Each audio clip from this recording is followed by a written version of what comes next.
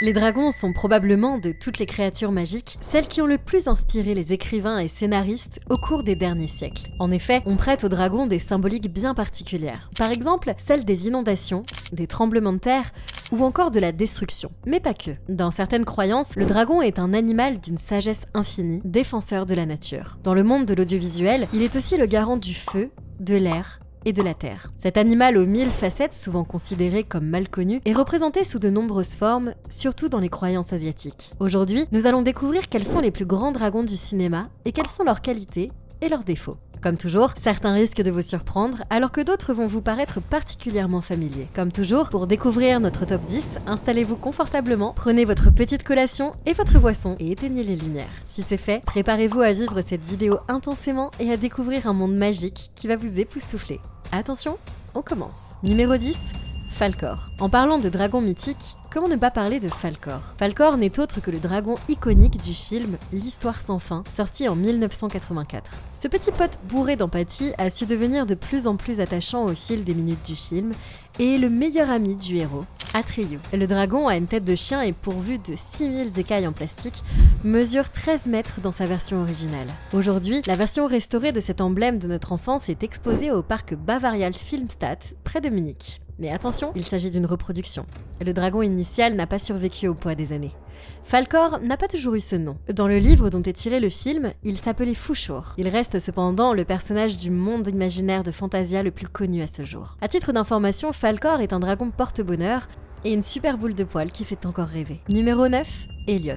Comment ne pas parler d'Elliot, le dragon dans le film Peter et Elliot le dragon. Encore une fois, il s'agit d'un gentil dragon, cette fois tout vert qui va protéger notre petit orphelin dans les bois. Le film de 2016 est un remake Disney du film homonyme de 1977.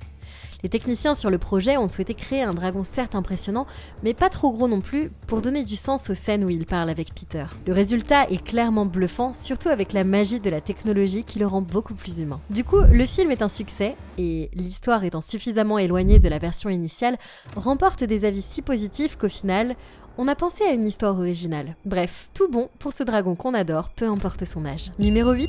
Draco. Draco est la star du film Cœur de Dragon, sorti en 1996. Dans ce film, qui aujourd'hui crée une énorme polémique, on retrouve un chevalier un poil has-been qui va faire alliance avec Draco. Un dragon de 20 mètres qui parle, chante, fait des caprices et accessoirement crache du feu afin d'escroquer les villageois du coin. Ce film se veut poétique mais va vite tourner au film familial d'heroic fantasy. Draco reste aussi le premier dragon de l'histoire du cinéma à être complètement rendu vivant par les nouvelles technologies. Pourtant, la polémique qui va surtout rester est le fait que le scénariste a été totalement dépossédé de ses droits sur l'histoire par les studios. Ce qui aurait dû être un film servant à réfléchir se transforme en petite comédie un chouïa niaise pour les familles politiquement correctes.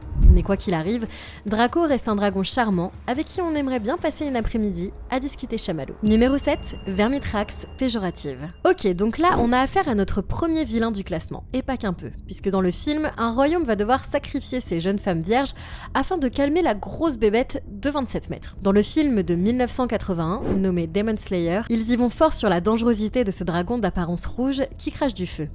En creusant un petit peu, on se rend compte que finalement, le dragon n'est qu'un outil pour le roi lui permettant de manipuler le peuple. Attention, cela dit, Vermithrax péjorative n'est pas franchement un enfant de cœur. Il va littéralement détruire une partie du royaume. Mais le film nous fait voir que ce n'est pas le super vilain celui qui paraît le plus. Bref, film à voir, ne serait-ce que pour replonger dans la vision des dragons de l'époque. Numéro 6, Maléfique, forme dragon.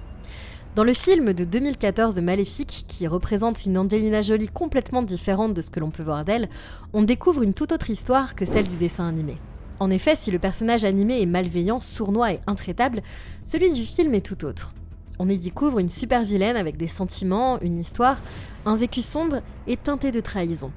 Cependant, une partie reste marquante, c'est la transformation de Maléfique en Maleficent, ce dragon noir impressionnant de 32 mètres. Une fois transformée, la méchante Disney est sans limite et surtout colossale.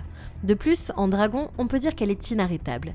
Limite à se demander pourquoi elle ne garde pas sa forme de dragon plus longtemps. Cela dit, une nouvelle fois dans cette histoire de dragon entre gentil et méchant, la frontière est très faible. Numéro 5, Bull Dragon. Pour présenter ce dragon, on retourne en 2002 où un film se fait remarquer, Le règne du feu. Ce film nous donne une version assez sombre de notre futur puisque les dragons sortent de terre pour s'emparer de notre monde. Impossible de se balader avec ces énormes bébés d'environ 30 mètres qui ont repris le pouvoir sur notre jolie planète bleue. Et forcément, dans ce monde post-apocalyptique, on va suivre les héros qui sont là pour mener l'humanité vers la liberté. Franchement, même s'ils ne parlent pas, les dragons de ce film sont assez badass. Mais pour le coup, c'est eux les méchants qui ne sèment que désolation et destruction. Petite info, dans ce film, il y a plusieurs types de dragons, mais en gros, ils peuvent se reproduire en 1 an par millier. De quoi franchement recommander la pilule à certains. Numéro 4, Balerion. En 2022 sort House of Dragon. C'est un peu le préquel de Game of Thrones. On y découvre les éléments qui ont mené à la danse des dragons, soit une guerre civile qui va décimer la population dragon de l'époque. Bien entendu, de nombreuses espèces y apparaissent et l'une va rapidement attirer l'attention de tous. Il s'agit de Balerion. D'après les informations que l'on connaît, le dragon mesurait environ 40 mètres de long. Il est décrit comme ayant des dents comparables à des épées et une mâchoire pouvant avaler un troupeau de mammouths. Alors franchement, ça donne pas envie de l'inviter pour un pique-nique. Numéro 3, Drogon. En 2011, le monde découvre la série phénomène Game of Thrones. Si le côté sulfureux fait beaucoup parler, personne ne passe à côté de Daenerys Targaryen qui marque les esprits avec la scène où elle ressort d'un brasier intact avec 3 bébés dragons à côté d'elle. Durant les saisons suivantes, on va voir grandir ces dragons et l'un considéré comme leader va se démarquer. Il s'agit de Drogon, nommé d'après le mari Drogo de Daenerys. Une fois adulte, le bébé à sa maman va mesurer dans les 70 mètres de long, sa taille étant comparée à celle d'un Boeing. Il est connu pour ses écailles noires, ses ailes rougeâtres et ses crocs sombres. Des 3, c'est lui le plus agressif et le plus puissant. Mais attention, toujours derrière sa maman. Numéro 2, Smaug. Le dragon qui apparaît dans le Hobbit est clairement l'image même de comment grandir en passant du livre au cinéma. L'évolution de ce dragon est juste impressionnante. Si les fidèles lecteurs de Tolkien s'attendaient à un dragon certes imposant mais correct, ils ne s'attendaient certainement pas à voir ça. Le dragon passe de 18 mètres dans le livre à 130 mètres de long dans le film. Pas étonnant que les hobbits soient complètement perdus face à ce colosse qui, pour sûr, tiendrait en haleine toute l'armée française.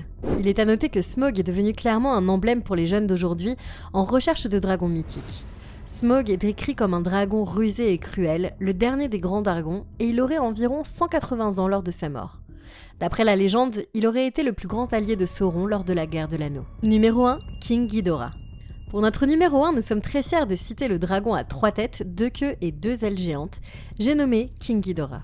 Sa taille varie selon les studios qui le représentent, passant de 100 à 158 mètres de long. D'après ce que l'on sait, il est un dragon extraterrestre, dont l'ennemi immuable n'est autre que Godzilla. En effet, les 2 colosses se fritent régulièrement dans l'univers japonais. La cause de leur dispute est assez simple. King Ghidorah veut détruire le monde alors que notre Godzilla préféré veut juste remettre l'équilibre dans le chaos. En tout cas, leur rivalité passionne depuis 1964.